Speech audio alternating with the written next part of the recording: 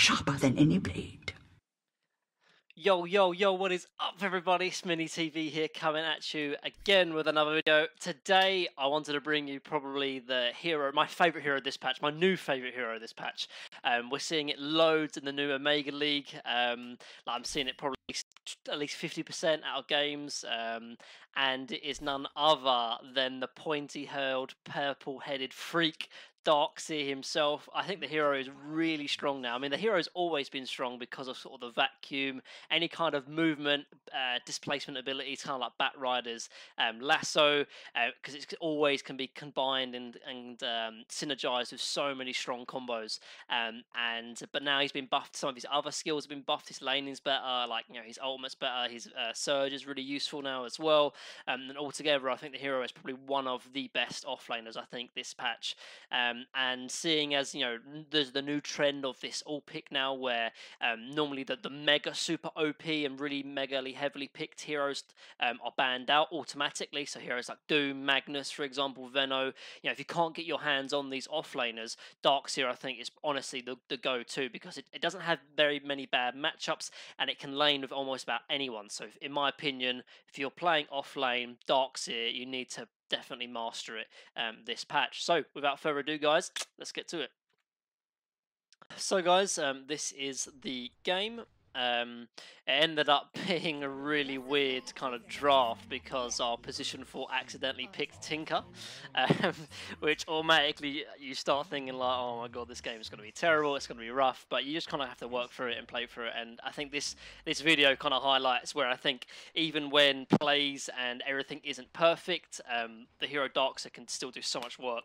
And I think this video in this game is perfectly highlights that. He accidentally wanted a ban Tinker, ends up picking it, and there's some kind of misplays a lot from our team, and yet we end up having a really good showing in this game. So just want to sort of talk originally about the item build. To be frank, I think there's two main strong item build starts on Darkseer from what I've seen.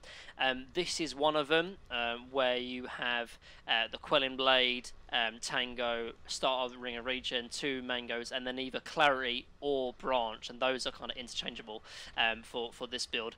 And I'll just briefly talk about it here as we kind of man up on the Spectre as we find him. So put simply, you might think it looks a bit weird, and it is a little bit starting build, but it's because you kind of want to rush bottle.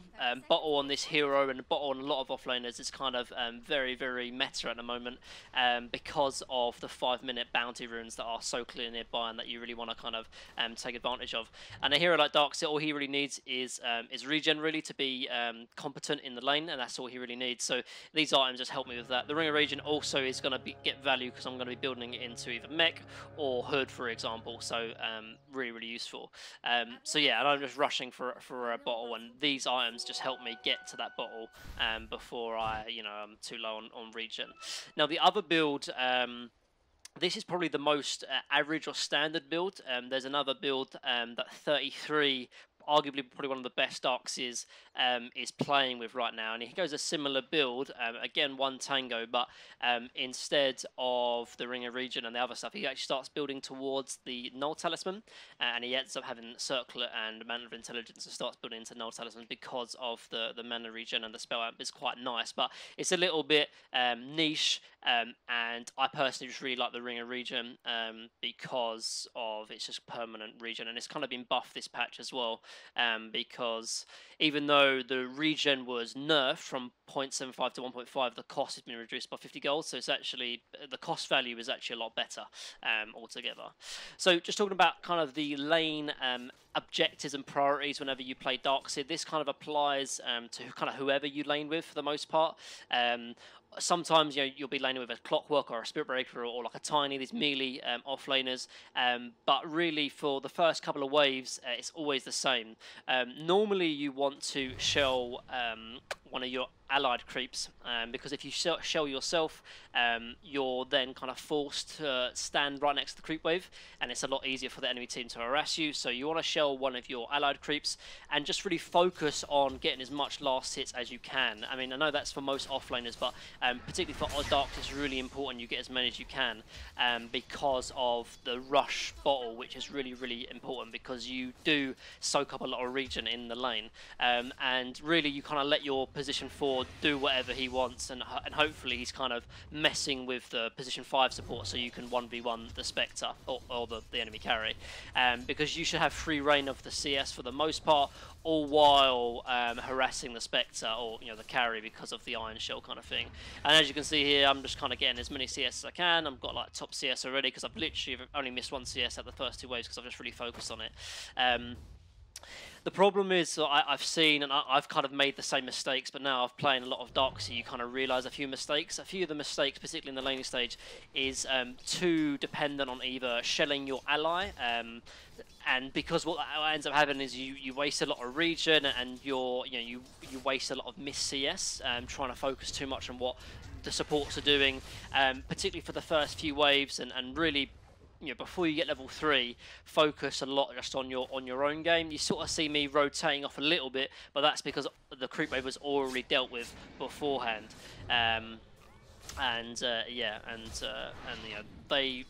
These guys aren't bad players as well. Spectre gets level 3 because the Jakiro hasn't taken any lane XP. Immediately go on the Tinker, and then they start manning up on me because I'm 1v2. So this is a good game. I think it's like a pretty high. I mean, I'm playing on my main account, so this is all kind of standard stuff. And it doesn't help, obviously, I'm playing with a Tinker, which is not a great position 4 hero, but the basics of and the fundamentals is kind of all the same.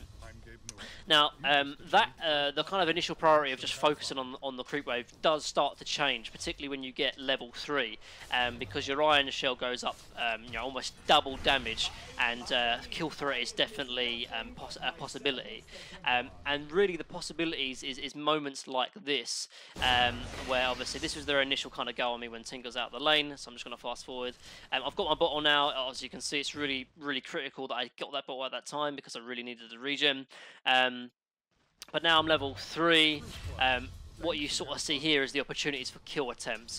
Darkseer isn't really your regular kill attempt hero. He doesn't have a stun, doesn't have this and that, and it goes in combination really of kind of overloading with the Iron Shell. So I had 1 shell on the creep, and now I put the shell on myself, and I just stand in between the enemy and the creep wave, so I can get as many Iron Shells as I can. Get a really nice vacuum here, and we end up securing the first blood. So this is another kind of change of what you would normally expect from a Darkseer. So normally you'd sort of see just the max surge and the max Iron Shell, but this is where the change comes in really in the new way of playing Darkseer, which is the early value point in vacuum, which is something that's never really been done before, but all the Darkseers are doing it now, and you actually, if you read the skill, it makes so much sense after it's kind of changes. It's been really, really buffed, and it's a really good value point level 1. So for level 1, 100 damage at level 1 spell, and 60 mana cost, so really, really cheap. Yes, the cooldown is huge, but you only really want to be using it for kill attempts like that, and as a result, we secure the kill attempt. I'm top net worth, and because of it, and my lane's going really well, even considering I have kind of a very out of the meta position, position 4. So again, in these scenarios, I'm always trying to, if I have the Iron Shell on myself, really just kind of want to put myself in that position. My Tinker kind of gets a bit out of position, and again, these players aren't bad. I try and save him with the vacuum a little bit, but cannot do so. As a result, I have to kind of surge my way out as well. Another kind of thing as well, just to keep in mind, is it's important to keep your surge available. In that instance, I just about had it because of hitting level 4 on the creep wave. But this is a good thing about having bottle as well. If your position 4 does die or go back to base, you can always TP in. That's another instant bottle charge I can get for myself. Plus, I'm still looking to get the bounty runes as well. So I'm doing pretty well. Spectre isn't farming too amazingly, having to use a lot of regen as well. So overall, really nice. Lane so far. Not only that as well, but even when the game gets later, Darkseer versus Spectre matchup is a really nice matchup. It has probably one of the only heroes that does have a positive win rate against Spectre, outside of maybe Underlord as well. And Spectre, I think this patch is definitely the best carry, so it's always nice to have an offlaner that definitely does counter the Spectre. Does counter him a little bit in lane, but also in the mid game and late game as well, as you'll start to see. So you see here, this is a small move that it's really important to take note of as well. Obviously, I talked about the importance of getting the bounty runes because of the bottle charges. But as you can see, what I've done as well is I've taken the creep wave as well, because I don't want to be missing a creep wave just to be getting my bottle charges. And as you do that, I pull the creep wave at 445, run up, grab the bounty rune, and obviously I gave the bottle over to Tinker as well, and he takes the other bounty rune, so I can stay in lane and really maximise kind of my presence in the lane here as well. So same thing goes really as usual. I'm just looking to really kind of pressure, get as much farm as I can, and just really be like a nuisance. And if the enemy team over kind of steps, I'm going to look to go for a kill. Normally in this kind of lane, the enemy team has to kind of step out of position really for us to get a kill, because we don't have a position 4 that has a stun or has that kind of good initiation to get kills on the lane. So in terms of items, I'm just going to be going straight into Arcane Boots. There can be some slight variations. I saw actually S4 today, he was playing Alliance versus I think Nigma. He ended up going like Rush to Hood, and again that can be beneficial as well. But in this instance, I think the energy boosts are just really nice, because I can just keep spamming out iron shells for days on end. This is a small little play to keep in mind as well of the lane, where you can just iron shell yourself and run next to the creep wave, all the while not taking any damage from the tower, assuming you don't right click like I did there. In that instance, it was just kind of a bit of a missed opportunity really. As you can see, I got a little bit angry because my Tinker didn't contribute at all to the fight, but it's because he got actually blocked by a creep in the jungle. So kind of unfortunate timing, but yeah, you saw the presence of it really. Like, if you push in the wave, normally carries actually when be a carry player myself, sometimes it's quite nice actually to have the creep wave pushed into your tower, because you can see us on the tower quite safely, and you have the regen, the armor. But against Darkseer, it can be quite annoying actually because of scenarios like that. Obviously, it didn't work out that way this time, but basically you push in the wave, and you can either glyph the wave, or just if the creep wave is high enough HP, you just iron shell yourself and run next to the carry, and he'll take a lot of damage because of the high levels in iron shell. So this is kind of a bit awkward really. Obviously now, because I've died, Spectre's having a lot of the lane because Jakira's playing away. The Spectre is out leveling me. I'm trying to do the same play here again. I kind of misplay again, I think, actually, because I end up right clicking, or at least putting myself closer to the tower, and I end up taking a lot of damage as well. But really, in a scenario like this, where the carry is really low, what you'd normally see, and what I was calling for this game as well, is a rotation from either mid or top to come bottom, because the Spectre here is a free kill. You don't want to be allowing him to kind of just CS for free.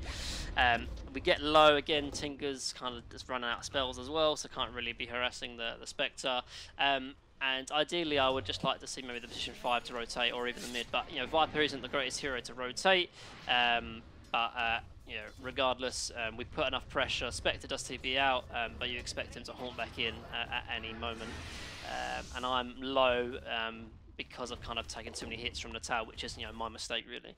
But yeah, so ideally not the greatest, but I mean honestly, and here comes the Haunt from Spectre, and I end up making a misplay here, surging the Jakiro illusion instead of myself, and as a result I didn't have it for myself, and instead of running the illusion next to the Jakiro, instead I right clicked, and then that created the space gap for him.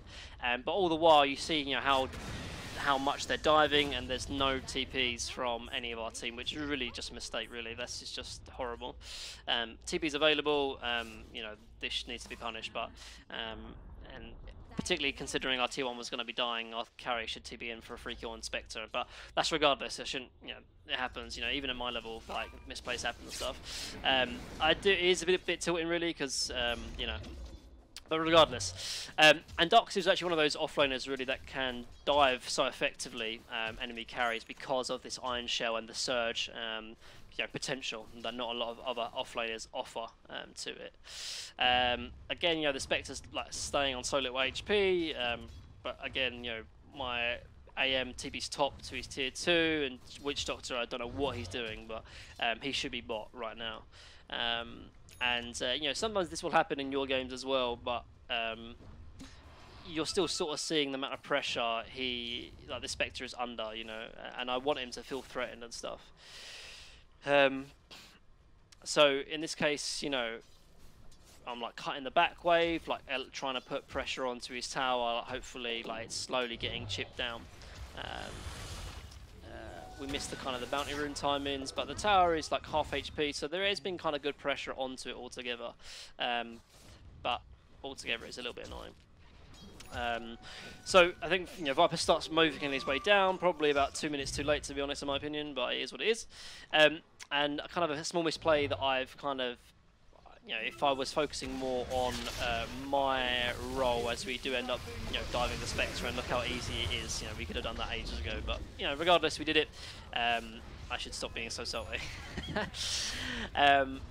But yeah, and this is actually kind of a good learning point, really, and a good teaching point, really, because, you know, I was focusing so much on like what my team wasn't doing, and I mean, BSG made a nice video about how, you know, you should be kind of communicating in regards to what your hero does. You know, I shouldn't be telling what my other team should be doing.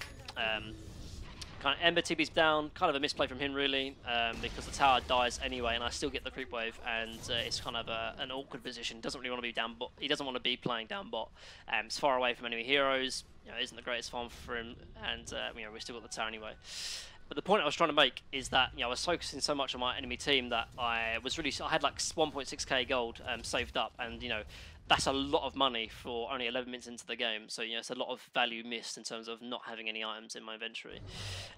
But talking of the items I am going to be going for, and this, you know, this is kind of one of the greatest things about Darkseer, is that his his item build, excuse me, is probably one of the most versatile out of all the offlaners in the game right now.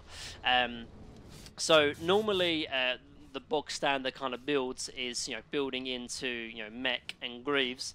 But on top of that, you can kind of build anything in between.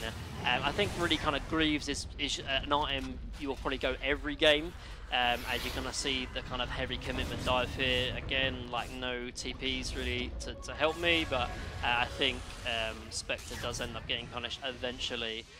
As you can see, my kind of angry pings from there.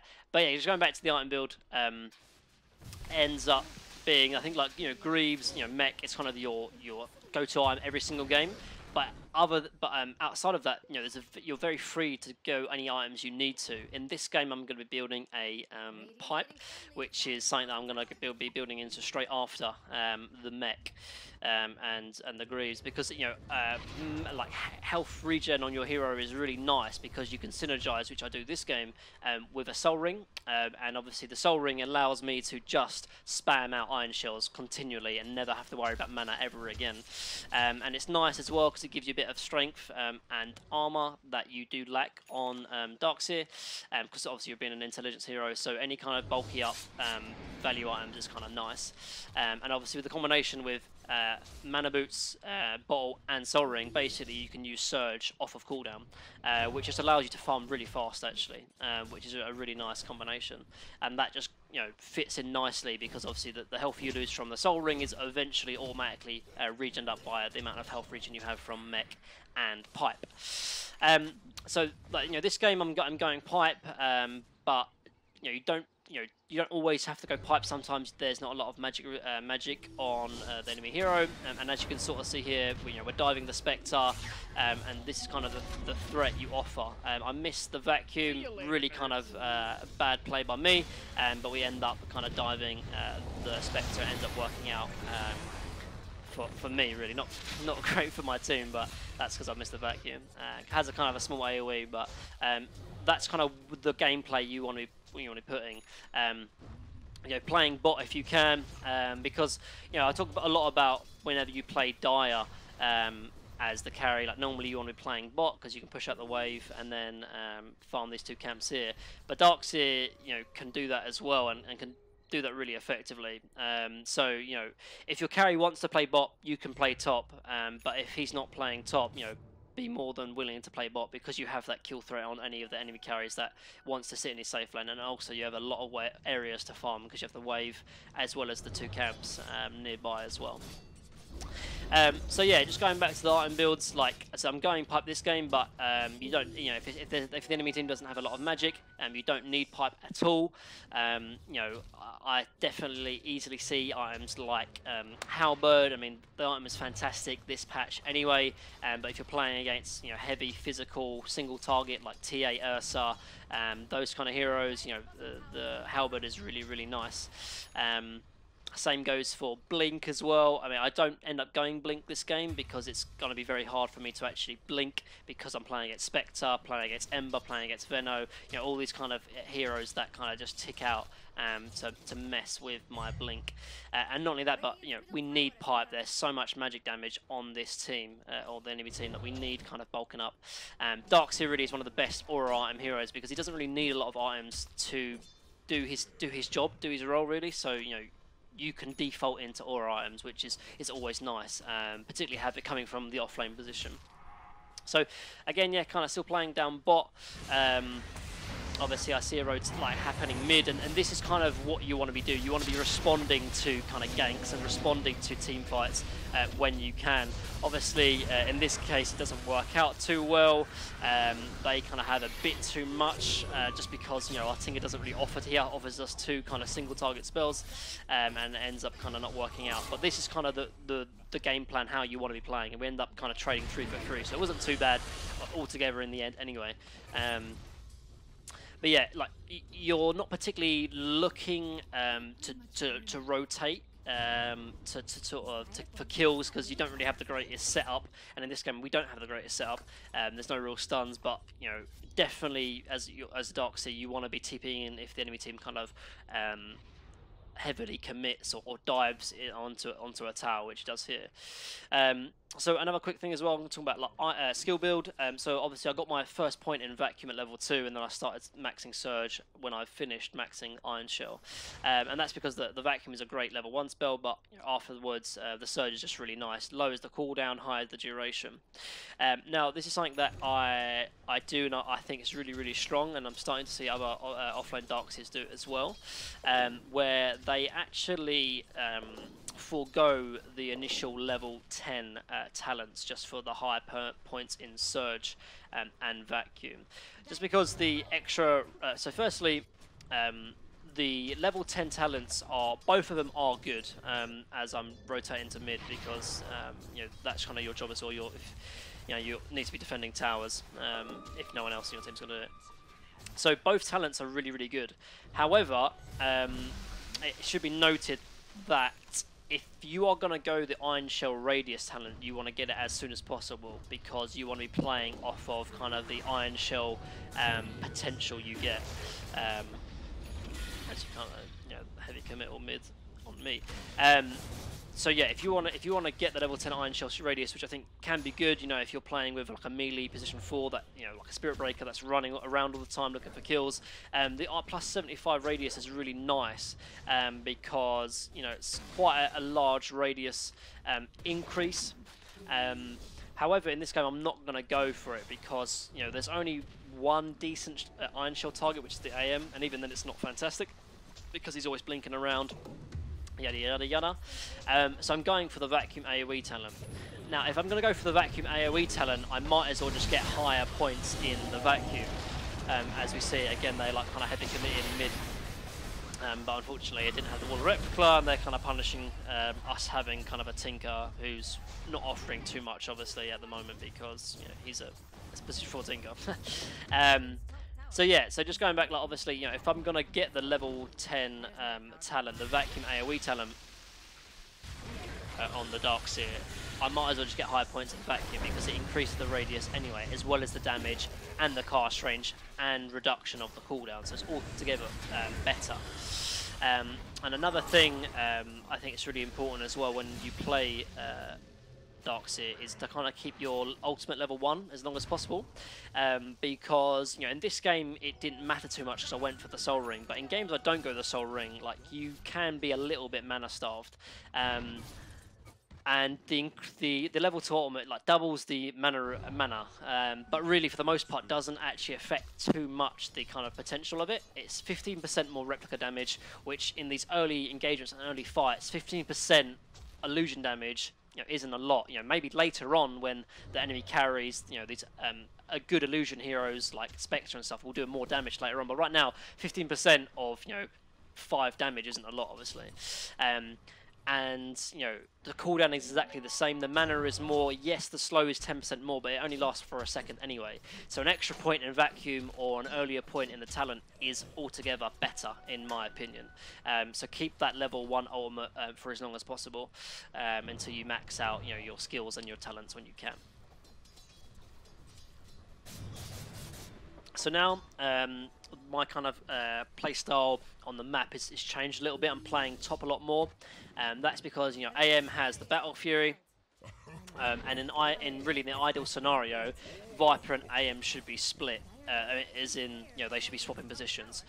AM should be playing bottom. Really, it's very difficult for him to die. The only way he really dies is if he gets hit by a Jakiro stun, which isn't particularly hard to dodge or to to disjoint kind of thing. Viper should be playing mid, farming the camps in between, and obviously offers kind of threat as well. And that leaves me to be top. And I'm probably one of the best people to play top because of the fact that I can push out top safely. Obviously, we talk about the dead lane. For my team, top is the dead lane. It's kind of the dangerous part of the map. But I can always Iron Show a creep. So if I'm feeling I don't want to walk up to the creep wave, I can just Iron Show a creep and run back, which I think I do this here. So, playing this far out is dangerous, but doing this is a lot safer, and it still pushes in top, gives me map control, and I can still farm the jungle camps in the meantime as well. I see obviously a lot of stuff happening mid. I TP in mid and try and save the Viper. Now, don't end up really saving the Viper too much, but this time I have the Wall of Replica. It's a little bit better. AM sort of jumps in, gets a kill on the Veno, but we end up losing the AM as well. And this kind of just goes back to the point I was making 30 seconds earlier. Yes, the lane is bottom now, but really, ideally, AM should be hitting this tower, or at least getting the creeps hitting this tower every single time. Because right now, obviously, we are weak. Not only are we 3,000 gold behind, but we're playing with a Tinker as position 4, which, again, isn't very strong. So the enemy team is stronger in team fights. So it's our job, and in most AM games as well, AM doesn't want to be participating in team fights, so he has to be pushing bot. And as I see, I'm sort of telling my team, like, you need to be playing bot, because if bot is not pressured, and particularly it's the AM's job because I'm playing top. It could be my job if I'm playing bot, but AM wants to be playing, around that area. The reason bot needs to be pushed in is that if bot is not pushed in, the enemy team can group up, and if the enemy team can group up, they can make plays and run mid, which what they want to do, they want to be forcing fight. However, if bot is pushed in severely, one of the Radiant team will have to respond to it, and the enemy team do not want to be making a play with only 4 of them, if one of them is bot. So because of all that, that's the reason why Viper ends up getting gone on and dies mid, which is a bit of a problem. So AM's not playing bot, this needs to get dealt with, this needs to happen. And as a result, we see Veno coming in, we're pressuring bot, even if we're not killing the Ember, we're forcing reactions, we're forcing kind of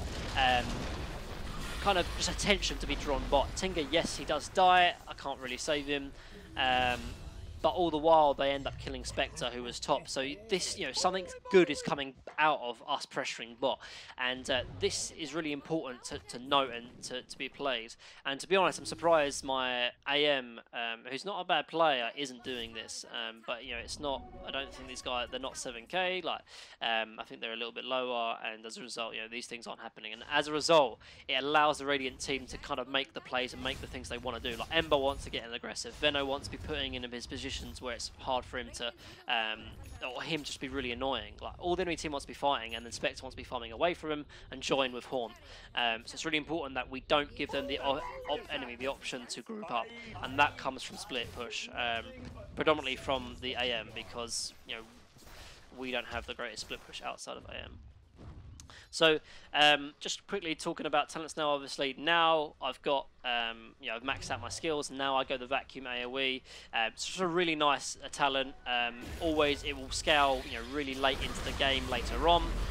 I'm putting myself bottom, and this is the reason why. I've got mech, I've got pipe, and everything they commit, all their ultis commit everything onto me, and I end up getting out. So nice bit of space really. For my team, even though kind of my team doesn't really do too much with it, as they end up playing bot without me. But I think it works out a little bit. But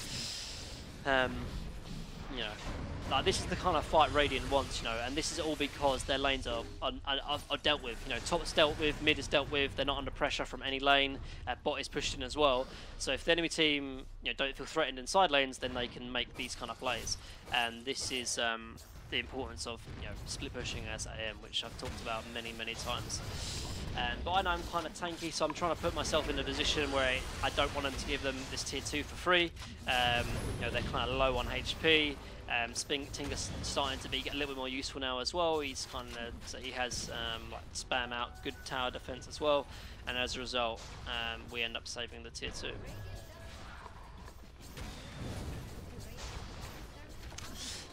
So yeah, just going back to the talents. So yeah, I mean it's not a lot. The 60 vacuum AoE isn't much. It's probably like 10% extra, but any extra to help you with the AoE, just to clump them all up, is really nice. And for level 15, I think both are really good. I think more often than not, the Iron Shell provides 400 max health is probably slightly better. Very aggressive move here. We don't really see anyone off the map, and we dive kind of heavy here. I didn't have Wall of Replica as well. It ends up kind of working out alright because of kind of the damage over time we do to the Viper. So we end up killing the Spectre and the Veno, so it wasn't too bad, and again it kind of gives some space for the AM. But again, like these lanes need to be pushed out, and I don't want to be hopping on it a lot, but I really don't think this AM can die, and particularly not now that he's got Manta. So he can get out of chains, he can get out of the tree as well. He does a lot of neutral hitting, but not a lot of lane hitting. But yeah, so but overall that was pretty a bit too much of an aggressive play on my part. I've talked about how the enemy really wants to be tanking team fights. We shouldn't be giving them the team fight they want, even though it worked out alright because we end up killing Spectre and Veno, but it could have been a lot worse. So I've got Greaves now, I've got Pipe, and going back to the level 15 talent, I think both are really good. I think the Iron Shell is probably better in more often and in more games. This game could have definitely been a decent 25% Wall of Replica, and it's good to get, particularly if there's lots of enemies that are good illusion kind of copies. In this game we have the Spectre, and also I guess the Veno as well, because I get the Poison Sting from his illusion.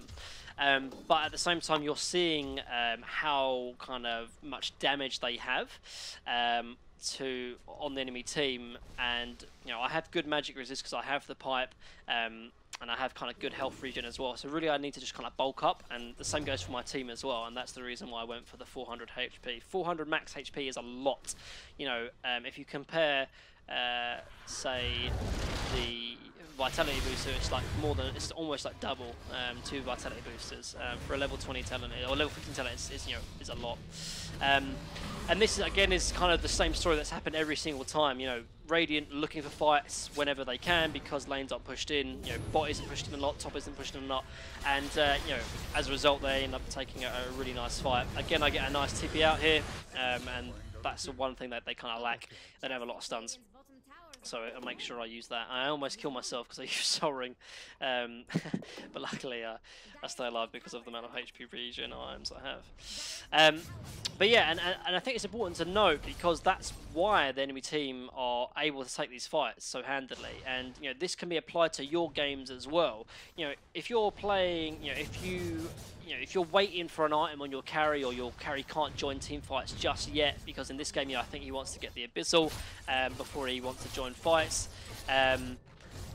Basically, as my aim ends up dying here, which is sad because I end up pushing up here thinking that he died, but Ember comes back, I think, because he doesn't commit too much, and ends up catching me as well.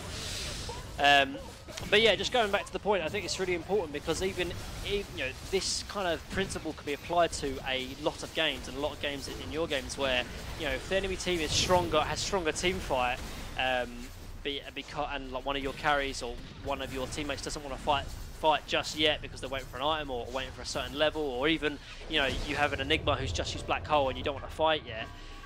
This is why pros consistently and continually talk about the importance of lanes. Lanes. Like,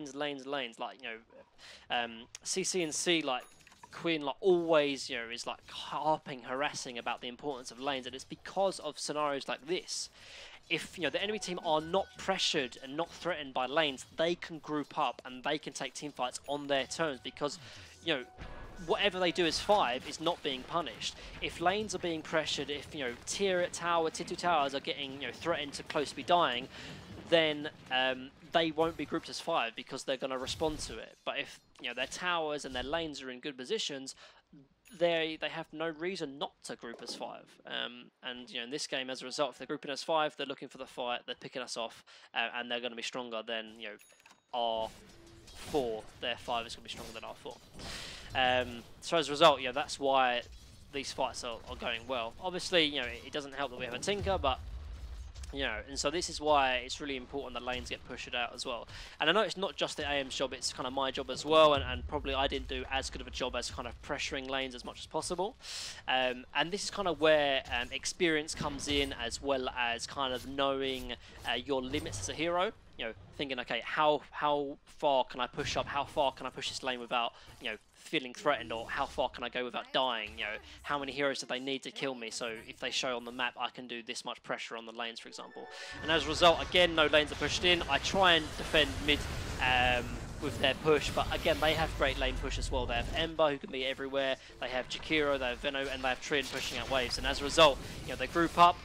They see opportunities for them to go and fight, and by the time AM is pressuring a lane, the fight has already happened, so they can respond and still be a threat elsewhere. Like Ember can TP bottom, and the 4 can still be threatening because they're only fighting 2. It's like 4v2 now. And so this is just a really important game, really, about the importance of lanes and the importance about fighting as 5.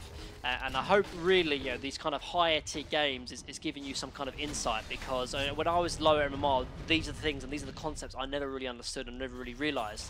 And now it's a bit pressure. And now they're pressuring as 5, taking our tower, because when there's 2 of us dead, basically. They wouldn't be making this play if we were all 5 alive, because we'd have the advantage, because they're pushing into our high ground. But all because of that, we're 13k down, and they're pressuring, kind of thing.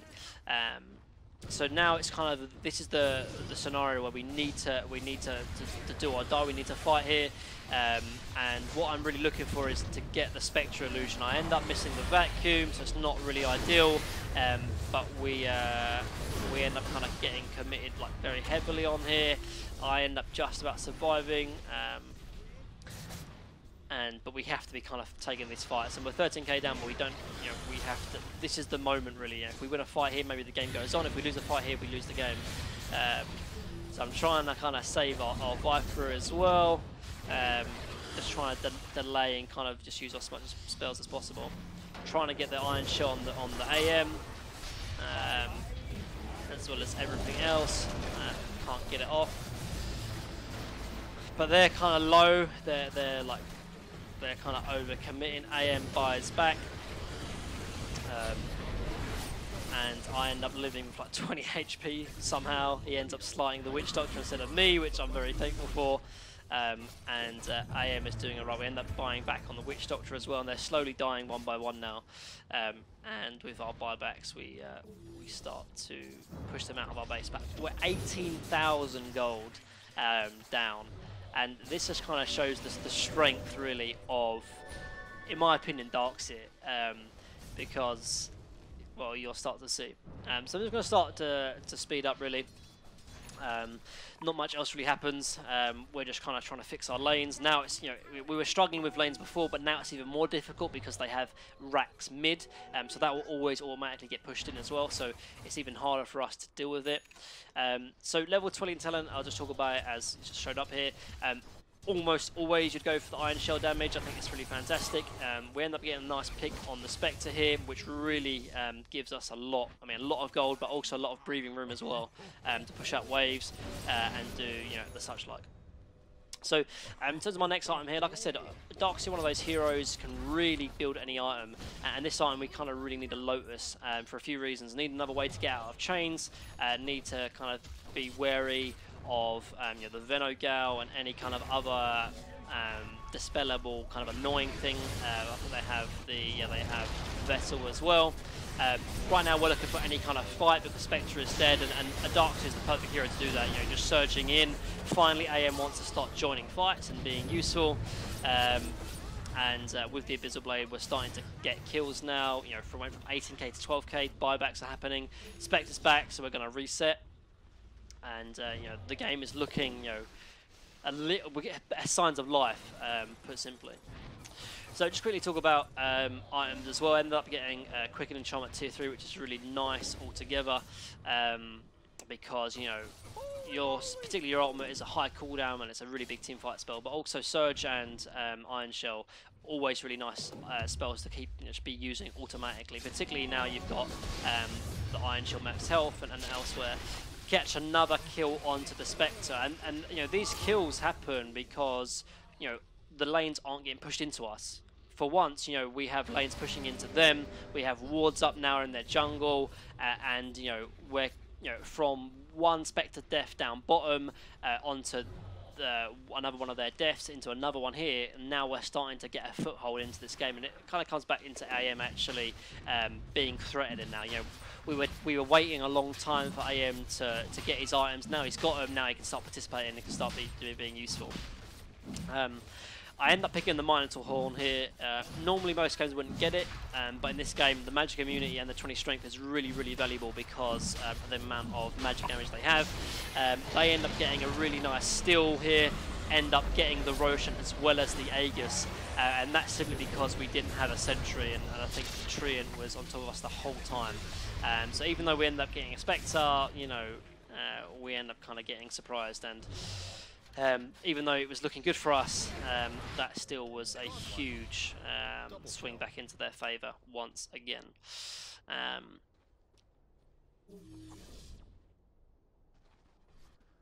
So right now I'm thinking, like, can I get to a lane? Can I help, start pressuring bot? Because they're going to start looking to push in mid, try and maybe force a buyback from Viper. And it's eventually coming because Ember's now got the Aegis. And with him going Aegis, he starts building into Rapier as well because he has that kind of protection with the Aegis. But yeah, so there's a few other nice really tier 4 items that didn't kind of come to be. So I really like the Minotaur Horn because it kind of gives you that magic immunity as well. But Spell Prism again kind of falls back onto the Quicken Charm because of like the reduction in cooldown. But also the stats is really nice. You are quite a squishy hero. You're an intelligence hero after all. So keep that in mind. Havoc Hammer is alright as well because it again gives you kind of tankability, but it gives you another little extra burst, and it's AoE as well. So when you use vacuum. So right here, I'm kind of just trying to be the front liner. We don't really have a front liner for the most part, so someone needs to be, sort of in the front, forcing me use spells on us. And with me having Greaves and the Lotus Orb and the Minotaur Horn, it allows us to kind of make kind of plays here. And with this, we end up kind of getting at least something. I'll probably use the wall prematurely here, because I don't end up getting the Spectre for the most part. But there, Aegis on the Ember is really starting to pull off now. He has the Rapier coming as well. But with my buyback, they end up kind of deciding against it. So I'm just going to speed up again. So we end up kind of getting one kill, and we kind of end up killing the Aegis as well. So it wasn't overall not too bad of a play. Right now, I think, you know, this is this part of the game where I just don't want anyone to be hitting neutral creeps really at all, unless it's for the neutral items that we need. Again, we end up finding Spectre again in the same spot because of this ward, and it gives us some more breathing room. And you know, we end up getting out of that. We probably could have turned, considering that Spectre was dead, but we'd kind of committed a lot onto the Spectre, and they were all there and Viper wasn't, so we end up just kind of deciding against it and reset him. So now I'm looking kind of for the next item that I want to get. I'm closing in on level 25 as well, and that kind of happens, and that kind of, what's the word I'm looking for? Kind of plays into the reason why I start building my next item, and it's going to be Ags.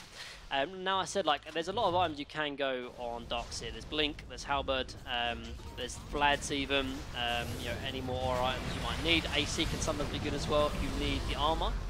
Unfortunately, wasn't really able to get much out of the Spectre kill, which is a shame really. We killed him and didn't really do anything. And again, showing the strength of Spectre, you know, if we split up, they immediately show on other lanes. But going back to the Ags, so, you know, the wall is just a great teamfight spell, and you know, combined with the vacuum, and I just want to cause them as much chaos as well. Plus, not only that, but they do have decent illusion copies to take. Talked about the Spectre, talked about the Veno, and having two wolves allows two different illusions if they walk into both, or if you can vacuum into both.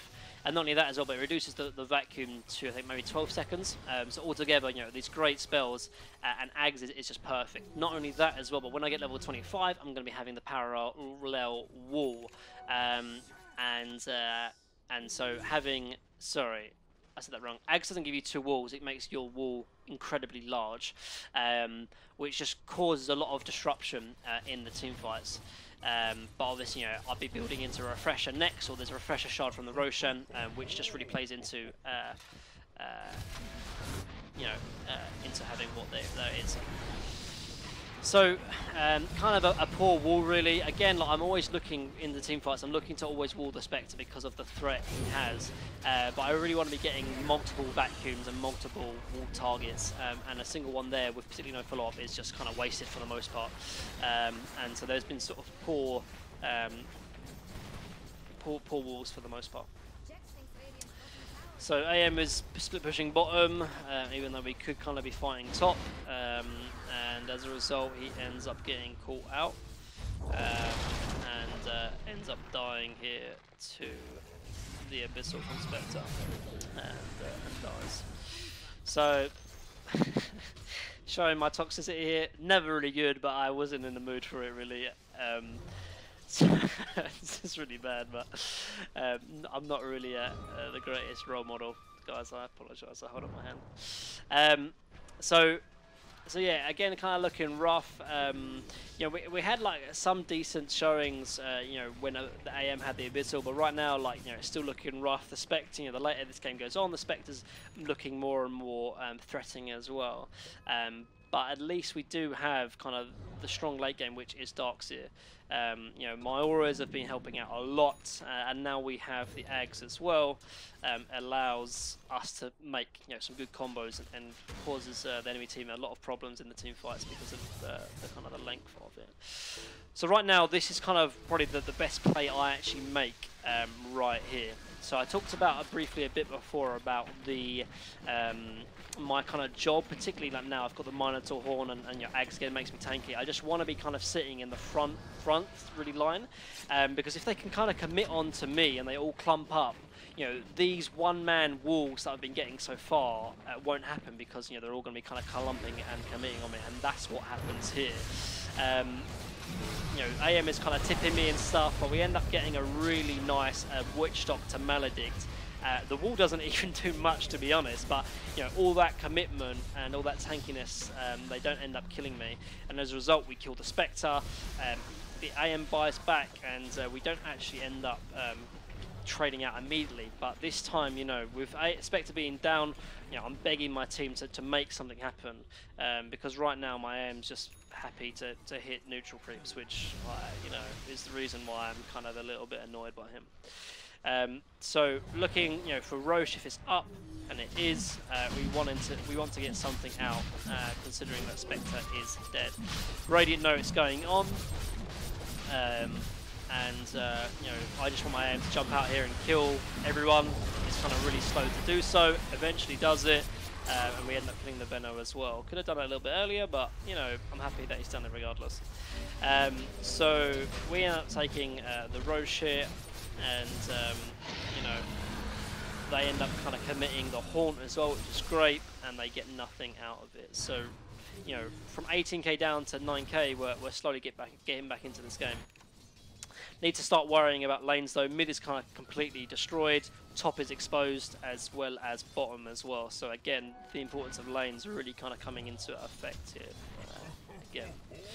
So as you sort of see Ember like trying to chip in and sort of take it. So my next item ends up being the Shivas here.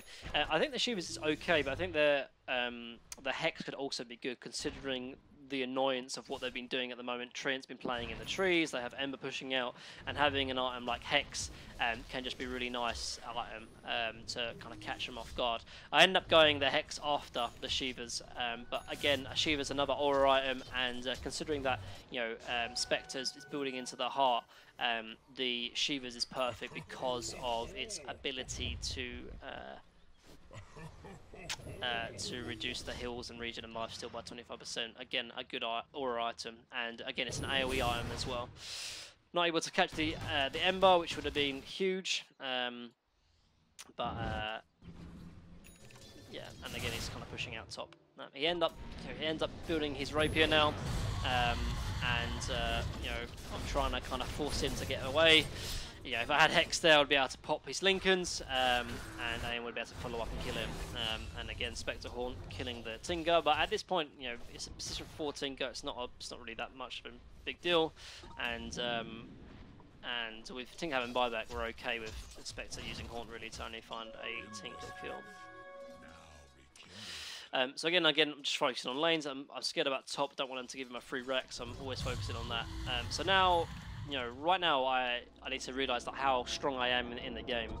I want to be kind of positioning myself again in these front lines of really opportunities. We end up catching the Ember here, which is fantastic, and we end up getting the Rapier, which is finally a massive gold swing to us. And I think in this game I kind of play a bit too passive, particularly when I'm pushing out lanes. You know, I know I am strong and I know I'm very hard to kill, but I should do a better job really of kind of playing to my limits and not giving them the opportunities to push out waves as effectively as they're doing right now. Bad TP from me again. Like I'm TPing without no Hex, and just kind of not doing much with it. With Ember dead and kind of we were trying to force a buyback or, you know, get an objective out of it, we end up taking these racks and backing off as a team. So, you know, we're not going to get caught out by the Haunt, and you know, we're slowly getting back into this game bit by bit.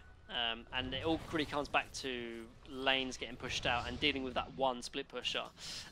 You know, now they're not really pushing, they're not team fighting as well, like they're split pushing a little bit. In this case it was the Ember, and we catch him once and then we're able to push out waves and start taking the team fights we want to take.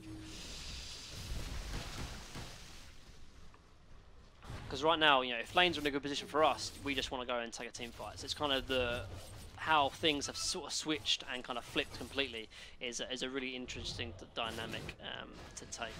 So we're just looking to kind of smoke up, fight whenever we can, you know, when they're dealing with mid, top's being pushed in, and vice versa as well. So, and this is a small thing as well, is like what you're seeing me do as well, is that I'm shedding the creep before I TP, so top is still getting pressured, even if I'm no longer there. And that's just the importance of having impact in lanes, or being useful in one lane before TPing to another.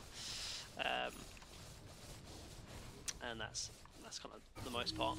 Obviously, we still need to be playing as 5, you know, we don't want to be getting picked off you know, unnecessarily, but we still need to be worrying in lane. So I'm kind of just running back between my team as well as the lane. Again, Spectre used Haunt, and we're looking to kind of fight, even though we're down a man, because Tinker doesn't offer too much. You know, he's got Glimmer, he's got Force, and he has Travels, but the Haunt is a stronger spell than Tinker is as a hero at this moment. So we want to kind of smoke, kind of group up and fight if we can, but we don't really find the greatest opportunities to do so. Obviously, Roche is really important next objective as well. It has either Aghanim, Blessing, or the Refresher Orb, and in this one has the Refresher Orb, and obviously in the, you know, that would be a perfect opportunity for me to have it, because I have Ags, I have the Parallel Will, so I could have, technically I could have 4 different wall interactions, and you know, it can just cause absolute chaos in the team fights. So I'm kind of playing on the high ground here, don't want them to give an opportunity to push out. If I had Hex here, could maybe do something to the Ember. I end up using the wall really for no reason, and I'm just using it unnecessarily really. It doesn't really help too much, and it's just a bit weak use of wall. And this is kind of why I need the sheep. So I end up giving the Refresher, which is nice, and like tier 5 items are starting to get built now again. We finally find an opportunity to catch, because lanes are in a somewhat okay position, and their enemy team's playing aggressive, and we end up killing the Chikuro as well as the Trium. But we still need to be looking top as well. So I end up buying the Hex and TPing top, but this time I don't even get a chance to pop it beforehand. So, I mean, I've never played a game this long before. Normally doesn't happen, but I think this is definitely a different, stranger game, considering you know, we have a position 4 Tinker, and I don't think we end up even getting the tier 5 items, all of the tier 5 items really. And probably I'm just a little bit inexperienced with this. I should probably be hitting neutral creeps really, but I want to be pushing out top, but also joining my team, so I show a creep and immediately run mid, because my team can now push mid, because we're all here.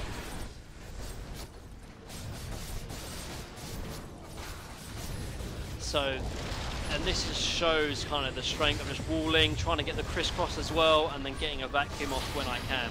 And look at just the madness that happens, man. Like, they just see these walls and they can't walk into it, they can't fight, and they're just well out. I end up picking up the Rapier from the Ember, and as long as we fight around our wall, yeah, there's no way they can commit into us. You know, the Haunt comes out from the Spectre. We're just kind of going to be killing these illusions and pushing in. Animage kind of commits, but you know, just fight around the wall here. I end up getting a Hex onto the Ember, but it isn't enough. But again, I'm trying to vacuum like into the wall here, but the wall just ends up timing out. But with Veno dead, with Treant dead, and with 2 Rapiers on our team, the Darkseer as well as the AM has one as well as we have the Aegis. I'm just hitting buildings because I don't want to I want this game to kind of end. It's been long enough already, and we end up killing it. So from 18,000 gold down with a Tinker position 4 on the team, we end up winning the game. Whew, crazy game, guys. I hope you enjoyed it. I hope you learned something from it. If you have any more questions or the hero you want to see next, please leave a comment down below. But this video has gone on long enough. Hope to see you in the next one. Peace.